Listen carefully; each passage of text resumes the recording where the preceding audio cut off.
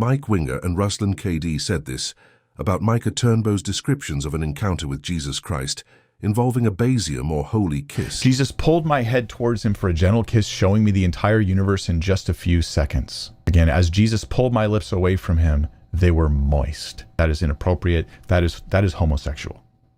That is sinfully wrong. I feel uncomfortable just hearing it. Yo, that's gay. Like, that's gay. Mike Winger and Ruslan clearly think a basium or holy kiss is sinful.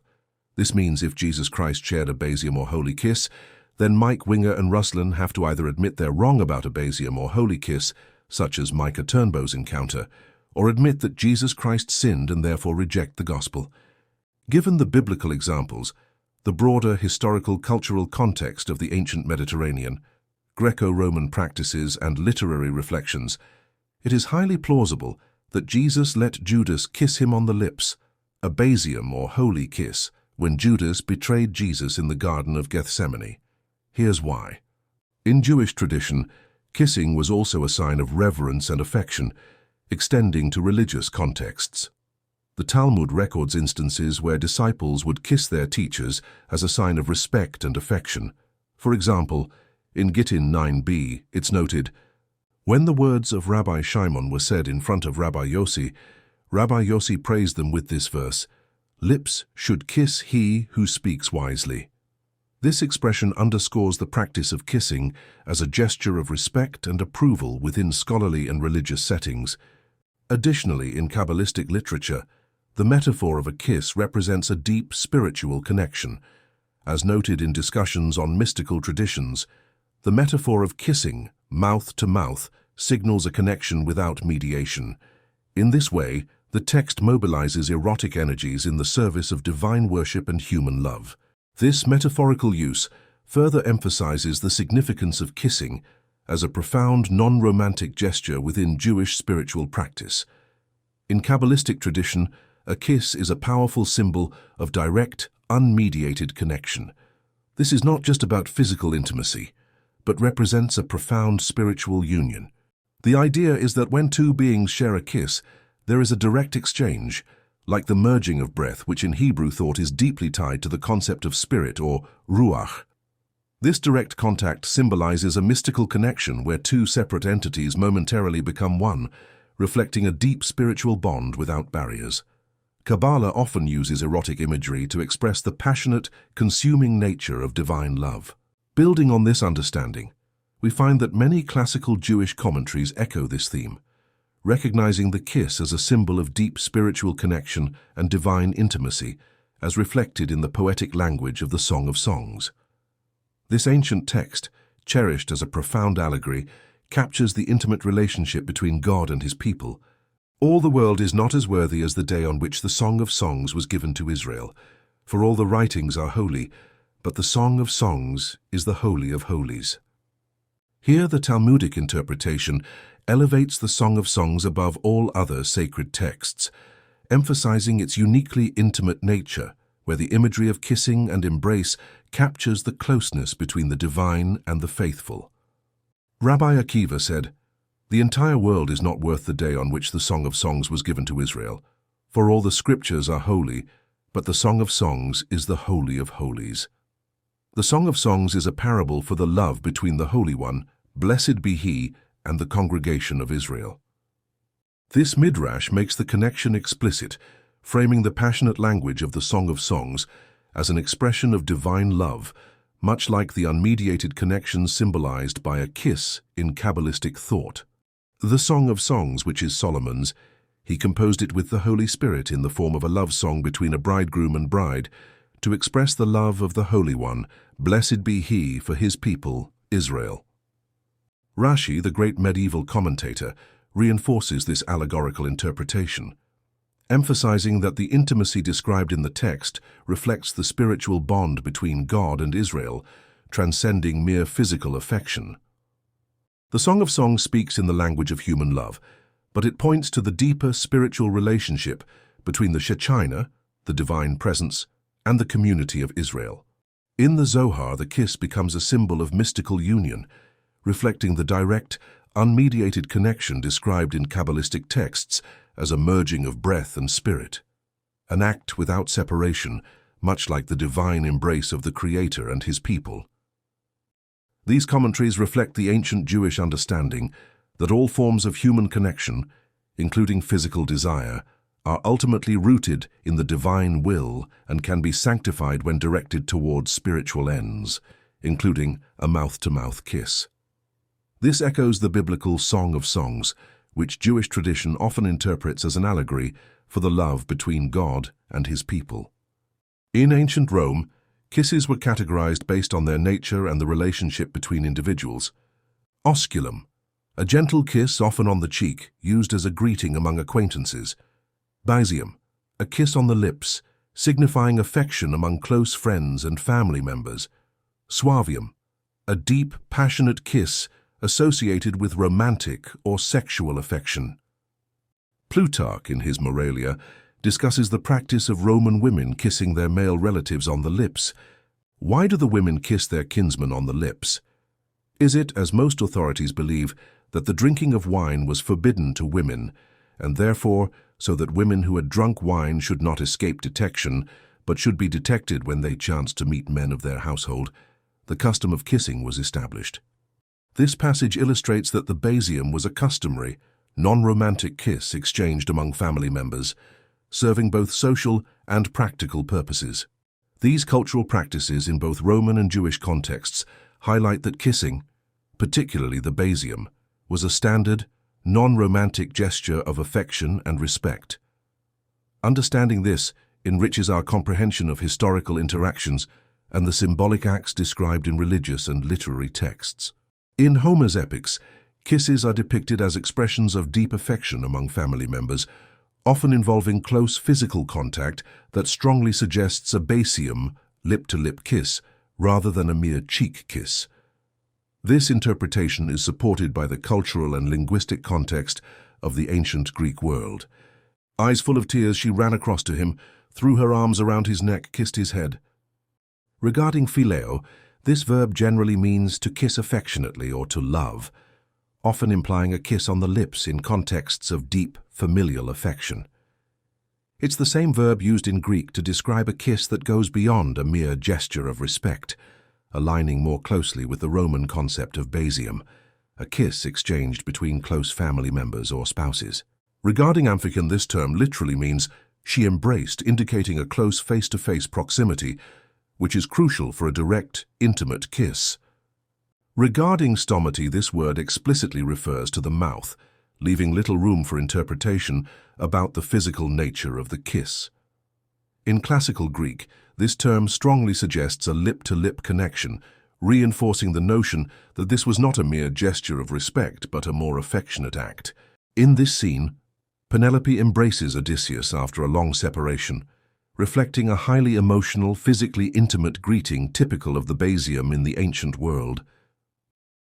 He went up to greet his master, kissed his head, both his handsome eyes and his two hands, then through his tears he spoke. The word kaise is from the verb kieo, meaning to kiss in a deep, affectionate manner. This verb is often associated with kisses exchanged between close family members or lifelong companions, aligning closely with the Roman concept of baisium. In this context, it strongly suggests a more intimate, affectionate kiss, lip to lip, given the cultural norms of both Greek and Roman societies regarding close, friend, and familial greetings. The addition of dakrioenti, meaning weeping, further emphasizes the deeply personal and emotional nature of the greeting, aligning perfectly with the baisium tradition, which was often exchanged in moments of extreme relief, gratitude, or reunion. This physical expression of grief and love underscores the close familial bond typical of a baisium, distinguishing it from the more formal or ceremonial osculum. In this scene, Eumaeus's reaction upon seeing Telemachus mirrors the intense familial affection captured in the concept of a baisium, which went beyond mere social formality and carried a deeply emotional, even spiritual significance. The repeated physical contact, from head to eyes to hands, combined with the context of tears, reflects the full range of the baisium as an intimate, comprehensive gesture of love, loyalty, and relief that transcended the simple forms of greeting typical in less personal relationships. Unlike the later Roman osculum, cheek kiss, the basium in ancient Greek and Roman contexts was specifically a lip-to-lip kiss, often exchanged between close family members or dear friends. This form of kissing was considered a sign of deep trust, loyalty, and emotional connection, fitting perfectly with these reunion scenes in Homer's works. These Homeric passages provide compelling evidence that affectionate kisses in ancient Greek literature often involved the lips, consistent with the basium tradition in both Hellenistic and Roman cultures. The descriptions of embracing the neck and kissing the mouth align closely with other ancient Near Eastern and Mediterranean examples, such as Esau and Jacob, Genesis 33:4, and David and Jonathan, 1 Samuel 20:41, reinforcing the interpretation of these as likely basium kisses. In the ancient Near East, a kiss on the lips was a common greeting among close friends and family, not merely a romantic gesture. This practice is well documented in both the Old and New Testaments. Esau, however, ran to him and embraced him, threw his arms around his neck and kissed him, and they both wept. Vayashakahu, and he kissed him, is a hefil form of nashak, indicating intentional action. This was likely a kiss on the lips, given the intense emotional reunion after decades of estrangement, consistent with the basium, a familial lip-to-lip kiss common in the ancient Mediterranean region, as previously shown. The embrace fell on his neck suggests close bodily contact, making a lip kiss more probable than a cheek kiss. And Joab said to Amasa, "Is it well with you, my brother?" And Joab took Amasa by the beard with his right hand to kiss him. Linshaklo, to kiss him, is a Karl infinitive of nashak, indicating that Joab intended to kiss Amasa. Joab grabs Amasa by the beard, a physical setup that strongly suggests a kiss on the lips, as it positions the face directly in front of the mouth, a deeply personal and intimate gesture in ancient Semitic culture. Given the significance of the beard in ancient Semitic cultures as a symbol of honor and masculinity, this was likely a lip-to-lip kiss, not merely a cheek kiss. The close physical positioning required for this gesture supports this interpretation. The intimacy of this gesture highlights the irony and deception of Joab's act, making his betrayal even more poignant and tragic. And as soon as the lad had gone, David rose from beside the stone heap and fell on his face to the ground and bowed 3 times, and they kissed one another and wept with one another until David recovered himself. 1 Samuel 20:41. Shanaflu shenihem means they fell is plural, indicating mutual intense emotion. The mutual bowing and weeping described here strongly imply a close embrace, consistent with a lip-to-lip kiss of deep friendship and covenant loyalty. Their relationship was defined by a solemn binding covenant, making this a deeply significant gesture of brotherly love, not merely a friendly pat on the back. In Jewish tradition, kissing was also a sign of reverence and affection, extending to religious contexts. This practice continued into early Christian communities, where the holy kiss became a central part of Christian liturgy, symbolizing unity and brotherly love. Greet one another with a holy kiss. All the churches of Christ send you greetings. Aspasasta is an aorist middle imperative of aspazomai, meaning greet or embrace. This is a command directed to the Christian community, indicating active participation and mutual responsibility in expressing affection. Philemati is a dative singular of philema, meaning kiss derived from φιλέω, to love or to show affection. Hagio is a dative singular adjective of hagios, holy, modifying philemati denoting purity, set-apartness, and sacred purpose. The instruction presumes close proximity and intentional physical contact, likely involving a kiss on the lips, as was customary in first-century Mediterranean culture. In ancient Greco-Roman and Jewish societies, a kiss among men was a public sign of honor, unity, and covenant relationship. The adjective holy distinguishes this kiss from erotic or casual expressions. It was a liturgical and communal act, symbolizing peace, reconciliation, and spiritual brotherhood within the body of Christ, and similar in function to a basium, a kiss of familial or covenantal love. All the brothers send you greetings. Greet one another with a holy kiss. Philematai is a dative singular of philema. Kiss, noun form of philema, to love express affection, which specifies the instrument or means of greeting.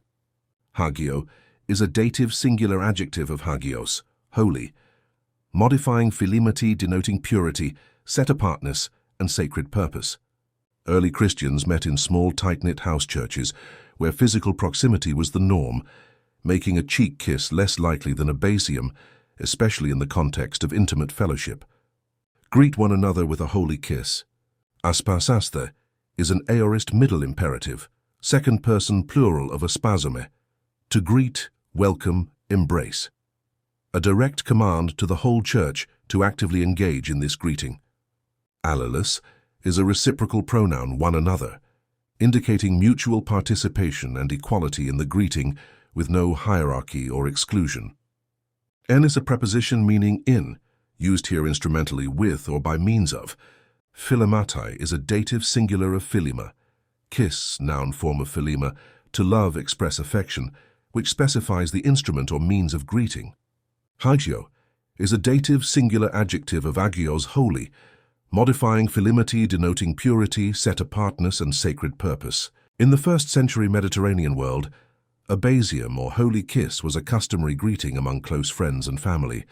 In the Christian context, the kiss becomes sanctified, a holy act that symbolizes unity in Christ, reconciliation, shared spiritual kinship, and participation in the love and peace of God. This greeting functioned as a visible sign of Christian fellowship, especially important in a diverse body of believers. Greet all the brothers with a holy kiss. Aspasaste is an aorist middle imperative, second person plural, greet. Pantas is an accusative plural adjective meaning all. Tous is a definite article, accusative plural masculine meaning the. Adelphos is an accusative plural of adelphos meaning brothers or brethren. This verse emphasizes comprehensiveness, where no believer is to be left out of this sacred expression of fellowship. En is a preposition meaning in, is used here instrumentally as with or by means of. Hagio is a dative singular adjective of hagios, holy, modifying philemati denoting purity, set-apartness, and sacred purpose. In this letter, one of Paul's earliest, the holy kiss is framed as a church-wide action involving every believer. The stress on all the brothers shows that this was not a selective or cliquish practice, but an open gesture of inclusion in the family of God. The phrase holy kiss again signifies a sanctified form of affection, a declaration of peace and reconciliation, and a lived expression of the unity Christ brings to his people. It functioned as an embodied form of encouragement, acceptance, and familial love in the early Christian assemblies. Early Church Fathers. Writings from early Christian leaders confirm that this holy kiss was a deeply personal, often lip-to-lip gesture meant to symbolize spiritual kinship. Tertullian, c. 160–220 AD, in his work De Oratione, Tertullian describes the kiss of peace as a seal of prayer, emphasizing the physical intimacy and spiritual significance of the act. What prayer is complete from which the holy kiss is divorced? What kind of sacrifice is that, from which men depart without peace? Clement of Alexandria, c. 150–215 AD, in Pedagogus, the instructor. Clement warns against sensual kissing, suggesting that the holy kiss was distinct from romantic or passionate kissing, aligning more closely with the familial basium. Love is not to be rendered as a mere outward act, nor is the kiss to be given with sensual intent, but as a holy kiss. These examples indicate that the early Christian holy kiss was likely a basium, lip-to-lip kiss, rather than a cheek kiss, reflecting the same deeply personal, non-romantic affection found in both Jewish and Greco-Roman contexts. Understanding this tradition further reinforces the argument that Judas's kiss to Jesus was likely a basium, consistent with the broader cultural norms of his time. The Father's embrace in Luke 15:20 is far more than an emotional moment. It's a powerful revelation of God's heart. His kiss is not just affectionate, but deeply symbolic, reflecting ancient cultural practices, intense personal love, and rich theological meaning. To grasp its full significance, we must look at the language, context, and spiritual message behind this profound gesture. And having risen up, he went to his Father. And he still being far distant, his father saw him, and was moved with compassion, and having run, fell upon his neck and kissed him. The original Greek term used here is καταφιλέω, which is a compound of kata and φιλέω, meaning to kiss fervently or to kiss repeatedly. This indicates an intense, heartfelt kiss, reflecting the father's overwhelming joy and compassion. In the ancient Mediterranean world, a father kissing his son upon a reunion would typically be understood as a basium or a deeply affectionate kiss, expressing forgiveness, reconciliation, and restoration. This was not merely a greeting, but a profound gesture of acceptance and love, signaling the restoration of a broken relationship. This kiss is rich with theological meaning. The father's kiss signifies the complete restoration of the son's status, despite his previous rebellion. It reflects the unconditional, self-giving love of God the Father for his repentant children. The kiss precedes any confession or apology, highlighting the father's proactive love. Like the holy kiss of the early church, Romans 16:16, 1 Corinthians 16:20, this fatherly kiss emphasizes familial love and unity within the spiritual family of believers, making it a fitting example of the basium within a biblical context. While the holy kiss was a sacred gesture of love, unity, and reconciliation in both familial and early Christian contexts, the New Testament scripture also records moments where such expressions were tragically perverted into instruments of betrayal. One of the clearest parallels is seen in Judas Iscariot's kiss to Jesus as an ironic echo of Joab's deceitful kiss to Amasa in 2 Samuel 29. In both instances, the basium, a sign of peace and loyalty, was twisted into a calculated act of treachery. To fully grasp the gravity of Judas's act, we must explore the language, prophetic background, and intent behind the kiss, and why Jesus, though fully aware of its meaning, received it without sin. Now the betrayer had given them a sign, saying, "The one I shall kiss is the man, seize him." And he came up to Jesus at once and said, "Hail, Master!" And he kissed him. In verse 48, phileω from φιλέω is a verb that means to love or to kiss affectionately, indicating a warm personal kiss in this context. The verb καταφιλέω means to kiss earnestly or repeatedly, but its significance is entirely shaped by context. In Luke 15:20, it expresses the Father's sincere and joyful love as he welcomes back his repentant Son with heartfelt affection. In contrast, in Matthew 26:49, the same verb is used of Judas's kiss, revealing a hypocritical and calculated act of betrayal masked by exaggerated affection. Though the gesture appears identical, the intent transforms it. One basium kiss intention is redemptive, but the other is treacherous. Before the actual betrayal in the Garden of Gethsemane, Jesus had already foretold that one of his disciples would betray him. This prediction occurs during the Last Supper, a deeply intimate moment with his closest followers. After saying these things, Jesus was troubled in his spirit, and he testified and said, "Truly, truly, I say to you, one of you will betray me." The disciples looked at one another, uncertain about whom he was speaking. One of his disciples, whom Jesus loved, was reclining at the table close to Jesus. So Simon Peter motioned to him to ask Jesus of whom he was speaking. So that disciple, leaning back against Jesus, said to him, "Lord, who is it?" Jesus answered, "It is he to whom I will give this morsel of bread when I have dipped it." So when he had dipped the morsel, he gave it to Judas, the son of Simon Iscariot. Then, after he had taken the morsel, Satan entered into him. Jesus said to him, "What you are going to do quickly." In the ancient Near East, sharing bread was a sign of friendship and intimacy, making Judas's betrayal all the more tragic and symbolic. By giving Judas the morsel, Jesus effectively identifies him as the betrayer in front of the other disciples. Jesus, being fully God and fully man, John 1:1 and 14, had foreknowledge of this betrayal. Yet he still allowed Judas to kiss him, fully aware of what the gesture would signify. This means that when Judas approached him in the garden, Jesus was not surprised but purposefully accepted the kiss, aligning his actions with the prophecy in Psalm 41:9. Even my close friend, someone I trusted, one who shared my bread, has turned against me. If the basium or holy kiss itself was sinful, then Jesus allowing this kiss would contradict his sinless nature, Hebrews 4:15, which states that Jesus was tempted in every way, just as we are, and yet without sin. Jesus permitting Judas to kiss him, even knowing its purpose, suggests that the act of a basium or holy kiss itself is not inherently sinful, but rather the intent behind the gesture can carry moral weight. When Judas finally approaches and kisses Jesus, Jesus responds, "Friend, do what you came to do," Matthew 26:50. This response further emphasizes that Jesus understood the kiss as a signal of betrayal, not as a sinful or inappropriate act in itself. The fact that Jesus knowingly received a basium from Judas without it being considered sinful strongly indicates that such a kiss, in its historical and cultural context, was not inherently immoral.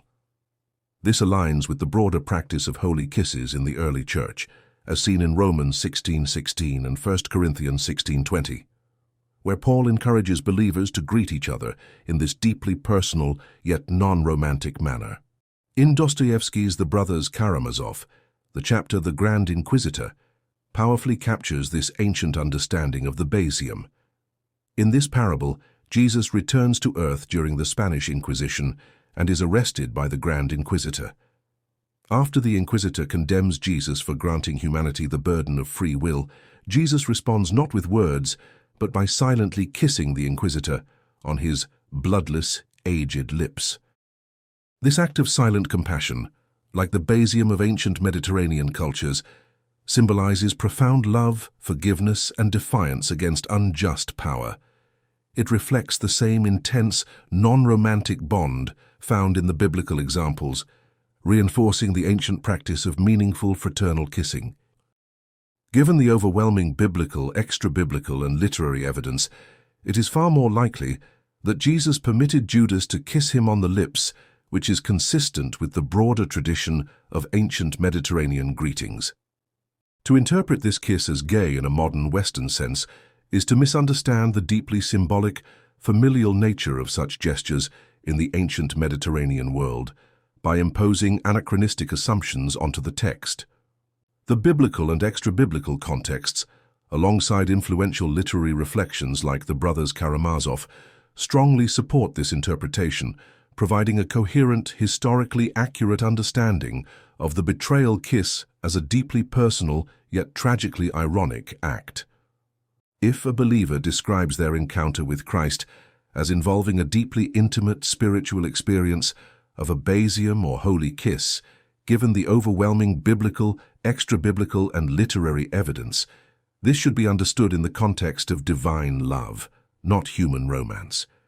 To dismiss this as gay is to fundamentally misunderstand both the nature of Christ's love and the nature and history of a basium or holy kiss. In this light, Christians should be quick to bear one another's burdens, Galatians 6:2, and slow to judge, recognizing that intimacy with Christ is a central, beautiful part of the faith, not something to be mocked, misinterpreted, or cringed at.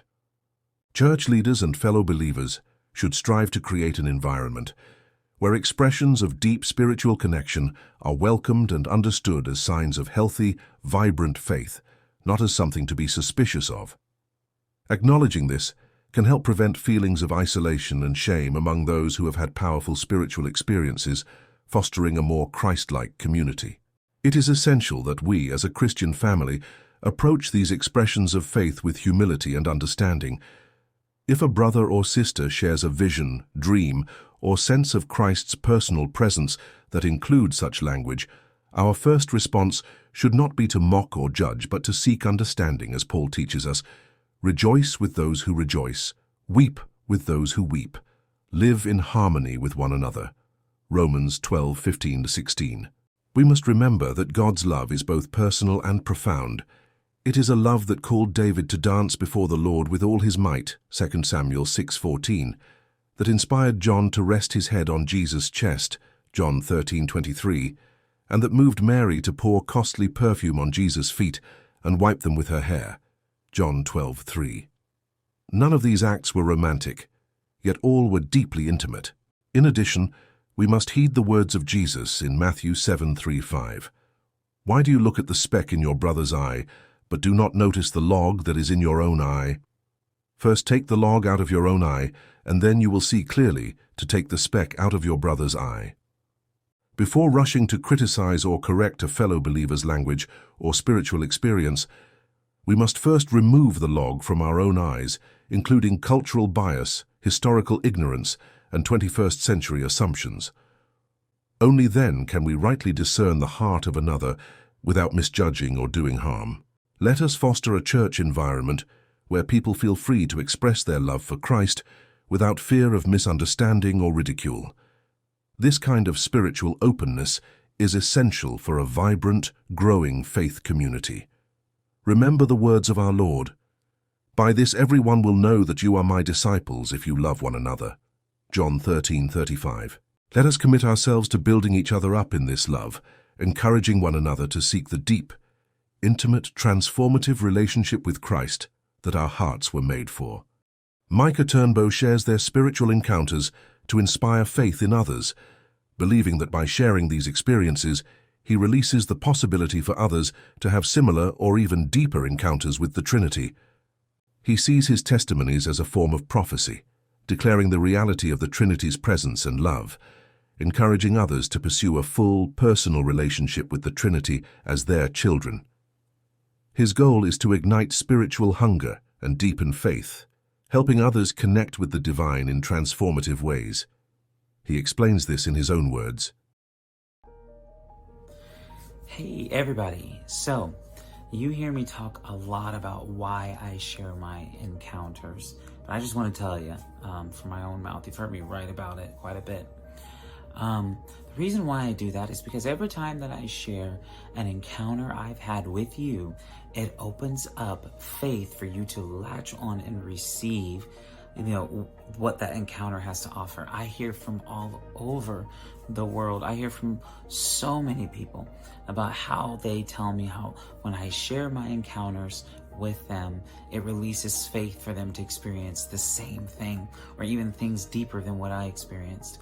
I believe that what I have, what God has given me, is for you. It is for the world. And so I share them because I want to release faith in you to receive the same thing. Yeah? And so every time I do that, I'm prophesying Jesus to you. I'm prophesying encounters to you because you deserve to experience more of God too as well, because you are his child. A child deserves to experience their father at their fullest, and that's what God wants to do with you.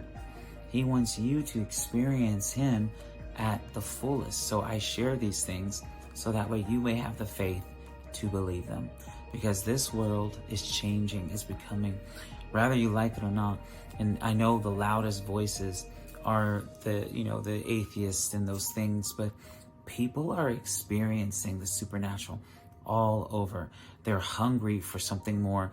They're hungry for God. And so I share these encounters so you can experience them for yourself, because Jesus wants a deeper and more powerful relationship with you. So that's why I share these encounters. That's why they will benefit you, is because now when I'm saying it, I'm prophesying it over you. Even as you're watching this video, as I am declaring encounters in my life that are real and exciting, I'm prophesying it to you, that you will have encounters that are real and exciting, because you deserve to, because you are your Father's child.